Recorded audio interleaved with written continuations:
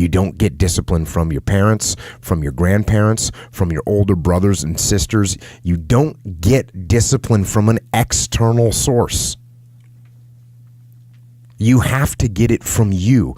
That's what self-discipline is. You get it from yourself. You get it from you. So there's people from every possible background, from no parents to crazy parents to, drug addicted parents to super squared away parents, and everywhere in between on that spectrum that are completely disciplined people. More disciplined than anyone I know. It doesn't come from your parents. You don't inherit it. And there's another piece here. It's called ownership, right? It's called ownership. And if you want to blame other people for the problem, and I say this all the time, if you don't take ownership of the problem's not going to get solved. So if you blame your parents for not having raised you in a disciplined environment, you're not going to solve that problem. You're looking at your parents saying, if you would have done a better job being more disciplined for me, I would be more disciplined now. Mm-hmm. So that means you can't do anything. The fact of the matter is it's wrong. You actually can do something. And it doesn't matter how your parents raised you and brought you up. You can have the discipline you need to decide to do it. So as long as you're blaming other people, I mean, if you blame me for not discussing it, you blame me for having zero idea what that experience is like, you blame your parents for not raising you this way, as long as you're blaming other people, as long as you're counting on other people to give you discipline, as long as you do that, you will not have it. So again, I'm sorry, I should make that more clearly, and I'm trying to make it more clearly now. And like my parents are good people. They had successful careers as educators in public schools. And my mom eventually went into school administration. And my dad taught in high school for 30 something years, and they were good, hardworking people. And, but I'll tell you, they were no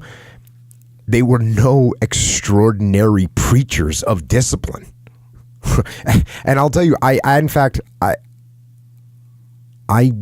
never remember either one of them ever using the term or referring to discipline in any way. And actually both my parents worked. They both worked a lot. My dad was coaching sports and we're doing after school stuff. My mom, same thing. Like, we were on our own a bunch. My parents were gone in the morning. We got ourselves to school. When we got home in the afternoon, they weren't home. So it wasn't like they were setting up this rigid, disciplined manner for me, right? Yeah. And you can see this with families, many, many different families. There's families that have kids that the parents are very disciplined and the kids are wild and out of control. Sometimes they're problematically so, right? Kids that come from really good families, but they get addicted to drugs, lack of discipline. Kids that come from really good families, but they spin out of control and go in the wrong direction. And there's also the opposite. Yeah. Which is, hey, the parents weren't around, or the parents were abusive, or the parents were drug addicts, and all of a sudden the kid comes out of that and is squared away, is awesome. And we saw that all the time in the SEAL teams. And I've said that before on this program. It doesn't matter where your background is. It's what you decide to do. Yeah. And I'll tell you another thing. It's not even from the military. Like, the military requires discipline, obviously.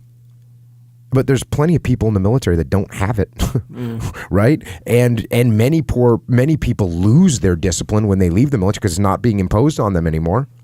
So, I mean, just go look around. Being in the military does not make you a disciplined person. Being from a disciplined family does not make you a disciplined person. Being in a disciplined group does not make you a disciplined person. What makes you a disciplined person is choosing to be disciplined. So, when someone says, how do I get up early every day? I say, get up early every day. Yeah. How do I stop eating sugar? Stop eating sugar. If that's the definition of man up, but obviously it's not just men that need discipline in their life. I don't think I use that term, but what I do tell people is to get after it. That's what I tell people, to get after it. Yeah. I tell people to do the things that they know they're supposed to do. right? There's things that you know you're supposed to do as a human being. Things that you know are going to improve your life. Do those things. There's things that you know are going to make you a worse person and make your life worse. Don't do those things. Don't do the things that are making you weaker.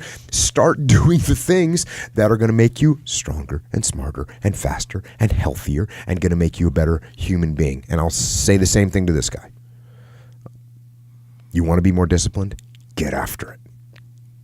That's it, man. Get up early, do some kind of workout, eat good foods, clean your room, make a list of things that you're supposed to do in your life, and then wake up in the morning and do those things that you put on the list. That's what discipline is. If you fully watched this video till the end and you want more motivation, then don't forget to like and subscribe this video. By the way, your mind is motivated. If you don't do anything that leads you to success, then it's all vain for you.